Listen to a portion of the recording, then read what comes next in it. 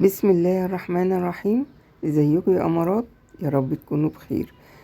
النهارده جايالكوا باي قطعه قماشه عندك تقدري تفصليها تفصيله تنفع اي مناسبه.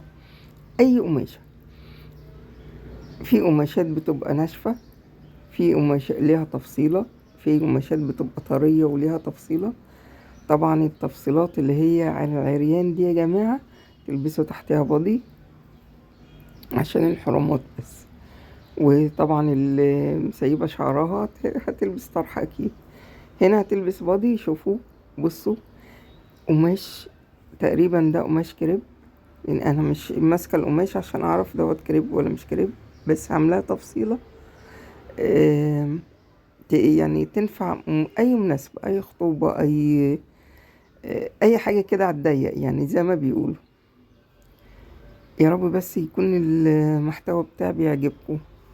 في ناس بعتلي في الكومنتات بتقولي انتي مكانك فين. انا يا جماعة فوز الشرقية ومش فاتحة محل ولا فاتحة حاجة. انا مجرد ان انا بجيب لكم افكار تشوفوها وتعجبوا وتعملوا زيها. ويا رب تعجبكم وتقولوا لي رأيكم في الكومنتات.